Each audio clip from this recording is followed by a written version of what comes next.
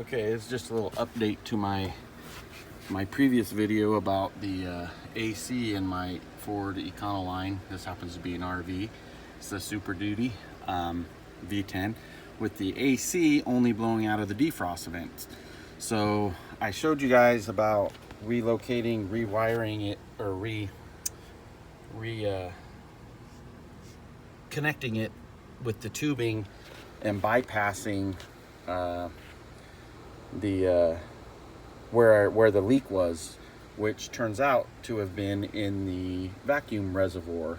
At least that's what I think it was, because what was happening is it worked fine when it was sitting here, but when I was driving, every time I would accelerate, it would switch to defrost again, and then when I let off the accelerator, or gradually let off the accelerator, then it would just come back out of the defrost like I was starving for vacuum. So anyway, I redid it this time the right way, and I'll show you what I did.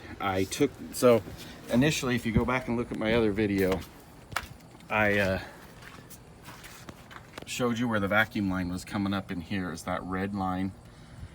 Let me see if I can. It was that red line. It was coming up in here. And so I just disconnected it from here.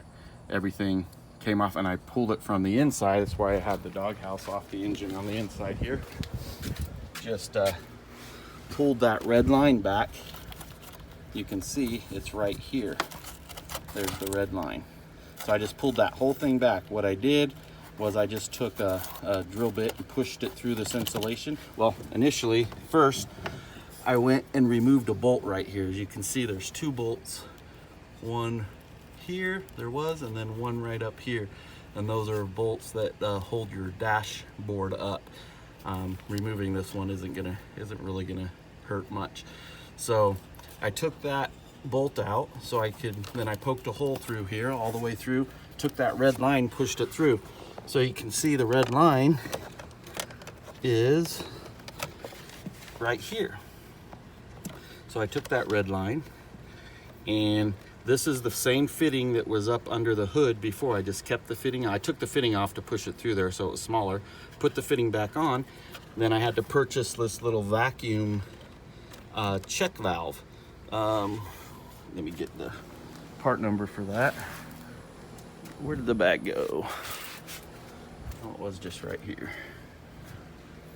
Well, it's a pretty standard, easy to find part. Where did that go? Oh, it blew out of here. So anyway, it's a nothing special. It's called a vacuum check valve. It's a Ford. It looks like this. It's pretty cheap. Right there, vacuum check valve. So it just has a black end on here, and it just keeps flow from going only one direction here. It won't let it come back. So that fit onto this connector that was already on there perfectly. Then coming out the other side of this check valve, it comes in, it tees off into two directions. So coming off one side, I go up here and I bought a new reservoir, vacuum reservoir from Ford. Again, not very expensive. I think it was about $30 or something. But just got it on Amazon. Just looks like this, a black box. This is the tubing that I use. It fits perfect. It's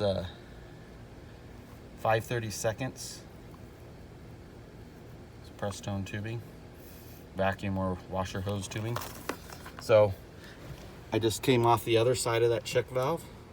Red hose goes in one side. That's coming from the engine bay through the black side of the check valve, comes out the other side, so that hose right into this reservoir. Now this reservoir is what was actually behind the firewall there that probably had the leak, and when I bypassed the whole reservoir. That was a problem. So instead of going into there, I found a place to put it right here. There's another bolt right here. Just removed the bolt, put it there, put it back in. That holds it up in here really nice. Actually looks like it was made to fit there. Now there's a metal plate that I removed. This neat plate that goes up here, right here, like this. And that'll just hide everything. So that comes off really easy. Some 8mm. So it actually goes this way. Just some 8mm bolts. This thing goes right in here. and then the plastic cover snaps right on it. So there's that. So that goes into this reservoir right here, covers everything up when you put that plate on there. And then out of the other side of the check valve, another piece of tubing that runs up where we had the original tubing that came out of the firewall goes up. Now that also, if you can see here, there's a fitting that was on the hose on the front side from before. Let me get some light.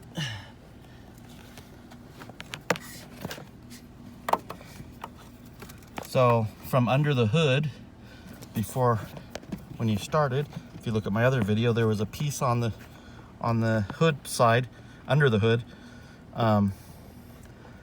just in a little union like this, which is the perfect sizing because it was made for that tubing. And you can reuse that here to connect this bigger tubing to the smaller tubing that goes up to your valves. So that's this piece right here. You'll find that also up under the hood where I pointed to earlier. So anyway, it's all nice and clean. It all gets tucked up in here. I didn't even, with the red tubing that came out of the engine bay, you don't need all this because it's shorter run instead of going all up there, but I just tucked it all up here. I'm not going to cut it just in case I ever, I don't know, want to do something with it again, but no reason not to have it. No reason to cut it. There's plenty of room.